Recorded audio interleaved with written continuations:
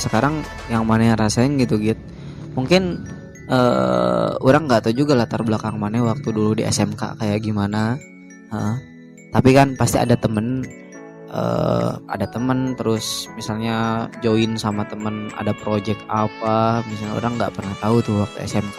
Nah, masuk di dunia perkuliahan, maneh sendiri ngerasa cukup signifikan nggak sih relasi-relasi yang terbangun? Oh iya, tentunya sih. Karena misal kita masuk suatu organisasi itu kan pasti kita bertemu dengan orang-orang yang baru. Dan misalkan gini, kayak dulu saya kan di organisasi bagian media, desain grafis. Nah, alhamdulillahnya setelah saya keluar, itu ada beberapa dosen itu minta buatin logo. Ih, bener bisa sih itu ya, bener gitu. Keuntungannya di situ. Jadi kita itu berkarya. Kalau karya kita bagus, pasti kan diapresiasi juga oleh orang lain. Dan kita hitung-hitung ngenalin soft skill kita ke orang lain juga kan. Itu kayak istilahnya kayak iklan lah. Apa sih branding teh enggak? Ya kita nge-brand diri kita sendiri. Ya, branding diri kita sendiri. Menunjukkan skill kita ke orang lain gitu kan. Ya, jadi misalkan kalau khususnya di bidang media ya. Di bidang desain misalkan. Jadi teman-teman nih kalau punya soft skill di bidang desain dan masuk organisasi, kalau menurut saya berkarya itu habis-habisan aja. Jangan dulu memikirkan hal materi ya. Iya, anggap saja itu tempat kita buat berkreativitas. Karena apa? Kalau misalkan kita bagus, itu pastilah dari jurusan lain, dari teman-teman juga pasti nganggap kita wah desainnya bagus, karyanya bagus nih. Jadi kalau misalkan ada project atau apa pasti kita dipanggil gitu, ditawarin. Terutama ngomongin media nih ya gitu. Tim media di himpunan orang waktu periode orangnya kayaknya teh hampir 50%-nya teh semuanya dipakai ya. Maneh ya. Contoh we nih, ini mah contoh we. Kemarin kan orang sidang nakosa gitu. Ya. Ada Pak Dadang ya keluar. Terus ngelihat orang baru beres sidang kan. Oh, siapa beres sidang teh alhamdulillah atuh didamelkeun atuh cenah dibikin atuh pamfletnya cenah.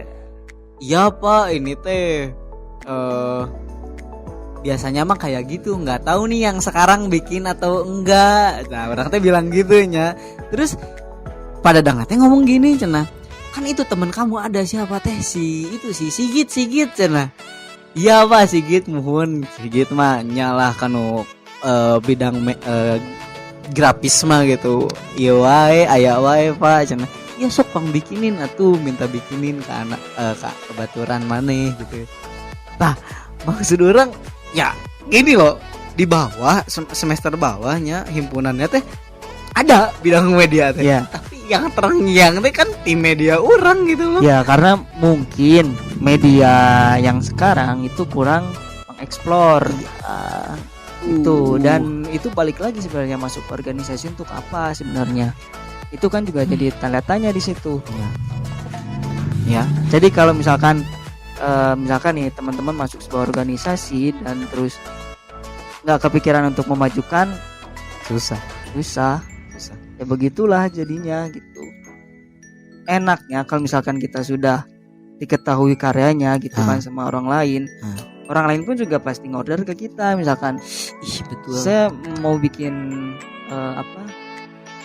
pamflet buat usaha, atau misalkan mau bikin bungkus makanan gitu kan. Itu bisa kita ambil, dan bisa juga di Instagram kita posting juga hasil karya-karya kita yang kemarin. Itu juga masuknya ke branding buat diri kita sendiri kayak gitu. Orang pun kan, orang sendiri pun jadi sebenarnya secara nggak langsung nge-brand diri maneh gitu. Kayak misalnya teh orang nih masuk di organisasi Karang Taruna. Di Karang Taruna. Ya, ini pengalaman siapa? Ya, ini pengalaman orang. Orang masuk di organisasi Karang Taruna. Terus sudah masuk di organisasi Karang Taruna, orang disuruh bikin media sosial kan, termasuk YouTube, Instagram. Nah, di Instagram entah kenapa orang pun jadi acuannya itu ningali Instagram himpunan orang dulu yang didesain kumaneh gitu.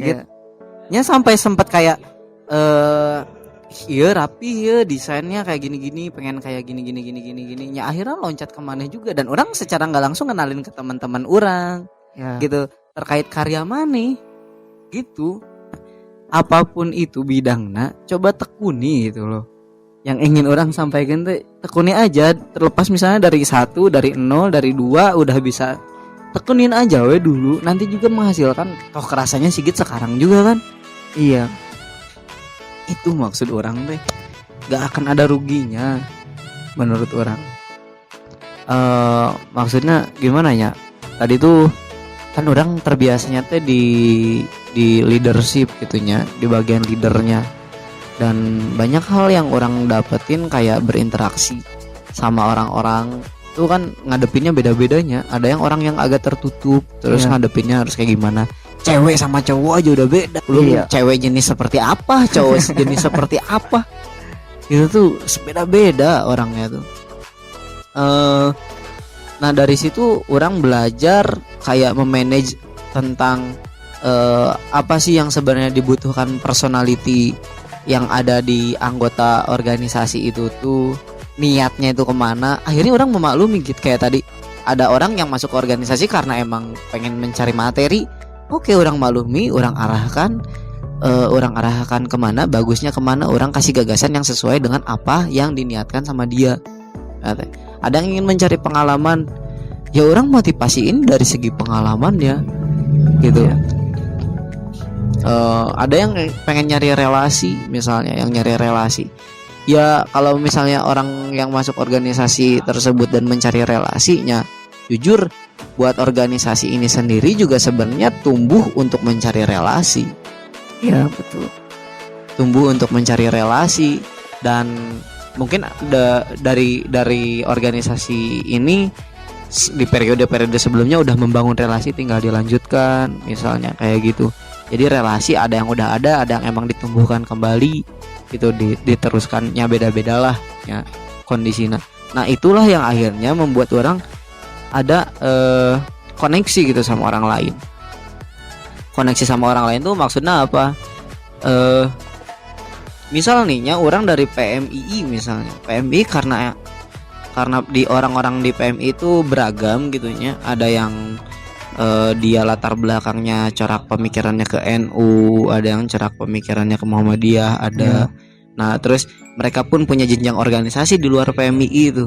Nah orang kayak kenal nih sama orang ini, nah itu kan bisa membangun relasi akhirnya. Ya betul. Tapi ini juga tambahan mungkinnya pengalaman juga nih. Iya. Jadi ketika kita sudah lulus, biasanya kan ketika kita melamar pekerjaan nih, itu kan ada CV. Iya. Nah biasanya organisasi itu dimasukin ke CV. Iya itu penting sih. Sebenarnya sih itu penting nggak penting sih sebenarnya.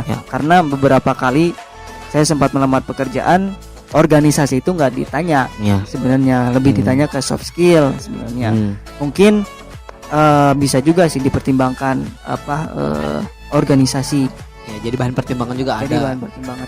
Makanya sekarang tuh sebenarnya ini gitu. Kalau menurut orang kayak kita tuh harus seimbang. Di sisi lain hal-hal yang sifatnya formal harus kita tempuh, tapi skill juga harus kita tempuh. Karena realitanya gitu. Ada orang yang emang sebenarnya butuhnya skillnya aja gitu kan. Gak butuh ijazah, gak butuh CV gitu. Ada juga yang sebaliknya, dia tuh nggak punya skill apa-apa, cuman dia lulusan anu misalnya teh. Cuman dia latar belakangnya backgroundnya organisasi anu gitu. Jadi masuk gitu. Beruntunglah bagi orang-orang yang memang sudah tahu nih kita masuk organisasi itu mau ngapain. Misal saya mau asal soft skill di bidang desain grafis. Jadi si pengalaman organisasi itu cukup berguna buat saya. Misal di SMK Informatika Multimedia lanjut ke perkuliahan, ikut organisasi baik internal maupun eksternal, tetap di bidang itu. Nah itu kan juga jadi bahan pertimbangan nih untuk perusahaan. Misal saya juga daftar di bagian media. Nah itu kan jadi pertimbangan juga itu. Otomatis berarti hasil karya kita tuh udah banyak gitu, dari mulai sejak SMK terus masuk bidang perkuliahan. pertama linear dari Ya. SMK kan, dari SMK-nya udah linear masuk, walaupun jurusannya memang enggak linear ya, Ya. tapi ketika di organisasi masih linear Ya. kan. Terus masuk sekarang ke dunia pekerjaan pun daftarnya langsung dengan linearnya yang Ya. sesuai dengan skill, Ya. dan itu jadi rekam jejak gitu. Ya, itu rekam jejak dan Rekam itu menurut saya sih itu jadi bahan pertimbangan juga itu buat sebuah perusahaan gitu ya. Kapake pisan sih gitu. Ya. Kapake pisan. Jadi beruntung lah buat Heeh. teman-teman mahasiswa yang memang sudah mengetahui gitu saya masuk kuliah ini untuk apa kayak gitu. Jadi memang perlu sih tujuan awal latar belakang kalian masuk sebuah organisasi itu apa Betul, gitu. betul. Endingnya tuh apa? Heeh. Karena ya sayang aja kalau nggak tahu tujuan, gak hanya sekedar masuk gitu kan. Iya. Tapi juga masuk organisasi itu kan banyak manfaatnya juga kan. Oh. Tapi saya juga punya temen yang tidak bisa memanage antara kuliah dan juga organisasi. Iya. Nah, itu juga sering menjadi problem sih. Ya. Sering menjadi problem di kalangan masyarakat, di kalangan masyarakat, Di kalangan mahasiswa, di kalangan mahasiswa dan yang masyarakat juga sih. yang berorganisasi Ya. seperti itu. Jadi kan memang apa ya? Kalau kita masuk organisasi berarti kan ada dua fokus. Iya. Nah, Ya. bukan kebanyakan sih, sebagian mahasiswa Sebagian. itu tidak bisa memanage waktu. Memanage waktu karena kebingungan memprioritaskan apakah Ya. organisasi ataukah kuliah. Terlalu nyaman dengan organisasi ya. Iya. Kebablasan juga Ya. akhirnya. Hanya kan terbelenggu kan, ketinggalan Ya. kuliahnya ya seperti saya. Mungkin saya punya tips mungkin buat mahasiswa Iya. biar nggak seperti Anda. Tips yang didasari oleh pengalaman. Iya. Iya betul. Ya. Tidak hanya katanya kan, tapi ini kan pengalaman. Iya, Nyap. Ini subjektifnya, Iya, penilaian orang subjektif, sendirinya. Kalau yang orang ngerasain gitu, selama orang berorganisasi waktu dulu, terus akhirnya kuliah terbengkalai, karenanya kita tuh punya berbagai macam tanggung jawab akhirnya kan. Iya betul. Bukan cuman kuliah aja tapi organisasi. Nah, seringkali kita tuh karena terlalu asik menikmati dunia organisasi, dengan berorganisasi kan kita jadi banyak pengalaman, Iya. banyak relasi, banyak pengetahuan juga gitu kan, mengasah soft skill juga, dibanding dengan mungkin untuk orang yang kurang bisa menikmati dunia perkuliahan di jenjang formalnya gitu, dalam artian kayak di kelas. Kalau orang yang nggak bisa menikmati itu, ini jadi wadah banget organisasi itu. Betul. Nah, masalahnya kita masuk ke kampus itu udah ada registrasi, udah kita bayar. Nah, itu juga bagian dari tanggung jawab kita gitu. Iya. Nah, itu yang sering dilupain. Jadi kayak kita tuh terlalu terlena karena menikmati dunia organisasi, sampai kita tuh lupa ya kita tuh dibiayain loh. Kita tuh masuk kuliah tuh ada tanggung jawab di jenjang formalnya juga gitu loh. Nah, itu yang harus kita sadari terlebih dahulu, bahwa kuliah itu bukan cuman sekedar suka dibalik biasanya orang organisasinya. Orang organisasi suka dibalikin. Kuliah itu bukan cuman sekedar di kelas. Betul. Orang balikin lagi deh sekarang. Kuliah itu bukan cuman sekedar organisasi, tapi kuliah juga ngomongin kelas gitu. Ya akhirnya kan orang sendiri bingung juga ketika akhirnya nggak lulus, belum lulus gitu kan. Karenanya itu beban bagian dari tanggung jawab kita selama masuk di dunia perkuliahan. Cara nge-manage-nya gimana? Kan itu mungkin pertanyaan. Iya. Ya prioritasin yang emang itu dirasa lebih penting.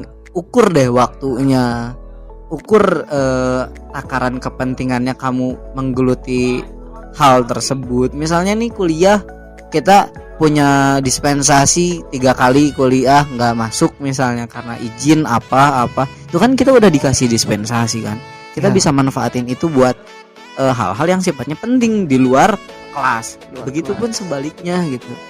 Begitupun sebaliknya ketika kita berorganisasi pun jangan sampai ngelupain dunia perkuliahannya gitu, dunia akademisnya, Karena memang kita masuk kuliah untuk untuk lulus gitu kan. lulus. Untuk Dan- dapat ijazah salah satu alasan kita bayar kuliah ke kampus kan buat itu lulus Iya. gitu, bukan buat masuk organisasi. Nah, Jadi mungkin buat teman-teman nih yang nanti mau masuk kuliah ya. atau sedang sekarang kuliah, mungkin jangan melupakan Kewajiban. akademik lah ya. Boleh berorganisasi tapi jangan sampai kebablasan.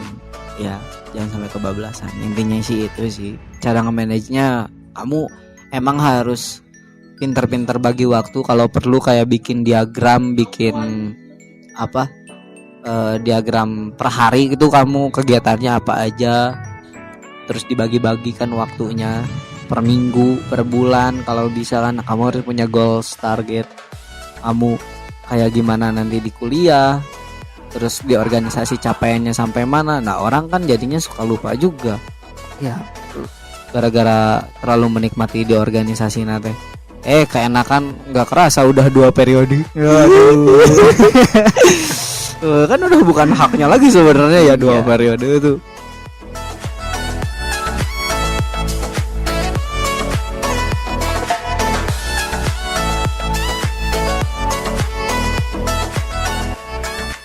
Ya pokoknya buat teman-teman boleh komen juga kalau misalnya mau ngebahas terkait konten ini gitu, organisasi, kita sama-sama belajar ya gitu ya. ya kita sama-sama sharing lah. Ya kita sharing aja di sini pengalaman orang, pengalaman Sigit di organisasi kayak gimana. Banyak intinya hal-hal yang positif ketika kita ikutan organisasi. Tapi banyak juga gara-gara organisasi kita jadi meninggalkan apa yang seharusnya kita kerjakan. Makanya pinter-pinter bagi-bagi waktunya, pinter-pinter dalam menempatkan diri. Tuh, Gitu. Intinya betul. itu. Ya mungkin segitu ya yang bisa kita obrolin. Selebihnya mohon maaf. Wallahu muwaffiq ala aqwamit thoriq. Wassalamualaikum warahmatullahi wabarakatuh.